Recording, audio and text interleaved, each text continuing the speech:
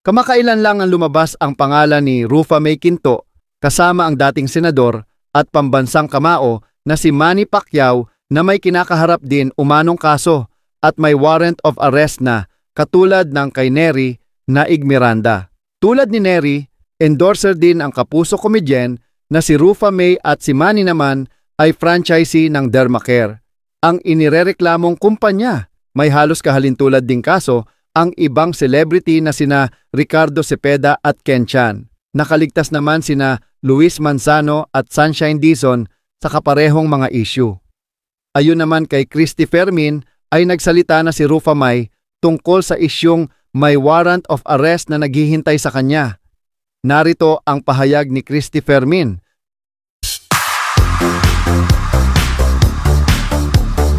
Pero si Rufa May Quinto, nagsimula ito sa blind item na may isa pa raw na female personality na mas kilala kaysa kay Neri Naig na i-issuehan din daw po ng kaso at may nakahanda na rin daw na warrant of arrest. Natural, nung huli, pinangalanan na si Rufa May Quinto. Aba, umalma si Pichi. Haharapin niya ito. Dahil hindi naman, wala naman siya kinalaman dito, kinuha lang siya endorser dyan. Diba? Pagkatapos, idadamay-damay na siya ngayon. Diba? Correct. Oo, tama yan, Pichi. Go, go, go. Linisin mo ang pangalan mo. Kasi iba na kasi yung panahon ngayon. Masangkot ka. Ocho diretso, ibabats ka ng bonggang-bongga. Kahit di ka pa napatunayan na may sala, nahusgahan ka na ng bonggang-bongga. Romel, talagang ginagalugad ko, wala akong makita na endorsement ni Rufa May nung produkto na ibinibintang sa kanya na nag-iimbita siya o nag-aamuki ng mga kababayan natin na dito, kikita kayo ng ganito, wala na kayong gagawin, mauupo lang kayo, wala. Kaya ito, malakas ang loob ni Rufa May Quinto na harapin ito para humingi siya ng mga ebidensya, sapat na ebidensya para siya isangkot sa kasong syndicated estafa. Kawawa naman yung tao. Di ba? Correct. At di ba, Nay, sabi pa nga na hindi pa nga buo ang kabayaran niya dyan sa pag-endorse niya. Oo, natalbugan pa nga siya ng cheque, hindi pa buo yung talent fee niya. Tapos ngayon, dadamay niyo sa pagkalaki-laking issue. Isipin mo yan, mapag-iisipan siya sa syndicated estafa, samantalang wala nga siyang kaalam-alam dyan, di ba? Eto na, sabi ni Juris Dr. Chanel, ganyan dapat, kung wala namang kasalanan na walang dapat ikatakot, harapin na agad para matapos at masolusyonan.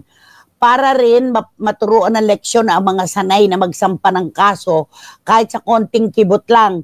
At kung simpleng endorser lang si Rufa May Quinto at hindi naman ang hikayat ng tao na mag-invest, siguradong lusot siya dyan. Si Juris kasi syempre graduate ng law ito, di ba? Yes. Alam niya yung mga ganyan.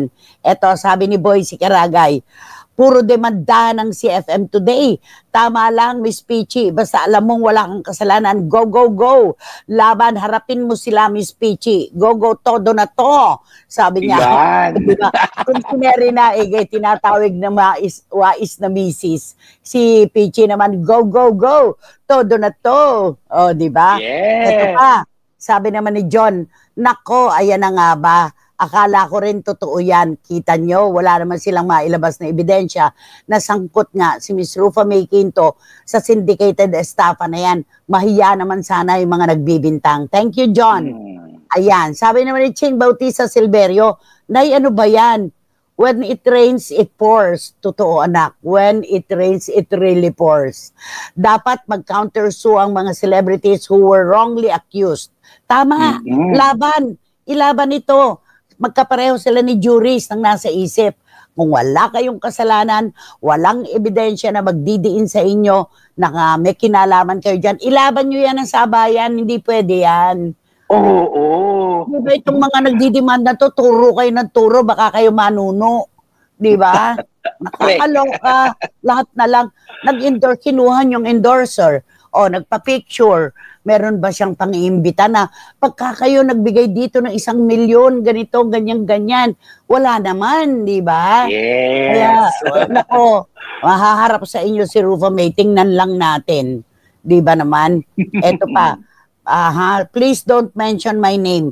Dapat talaga, harapin niya mga nagdedemanda na yan. Ngayon, kung talagang may kasalanan, yung sinasabi nila, dapat lang maparusahan. Ayan, thank you. Si Shoni Sebastian, ganun din ang punto. Si Dan Clavesillas, kawawa naman ang mga sikat na walang kasalanan. Nasisira po ang kanilang pangalan. Kaya dapat lang pong harapin para linisin ang name nila. May karma yan, hindi natutulog ang Diyos. Nako anak, hindi natutulog, hindi pumipikit. Hindi pumipikit ang Diyos sa mga ganito, Dan Clavesillas. Thank you, thank you, thank you. Okay, dito tayo kay Ken Chan. Kasi, siyempre nakararating sa kanya ang mga nagaganap dito sa Pilipinas. Alam nga namang kung nasa isang Southeast Asian na country lang siya, kahit pa saan, wag lang sa ibang planeta. Makararating sa kanya ang mga nagaganap dito, yung kay Neri Naig. Kaya ang komento ng mga kababayan natin, mababasa mo ang kanilang mga posts. Lalong naduwag si Ken Chan na umuwi at harapin ang kaso niya dahil sa nangyari kay Neri Naig, di ba?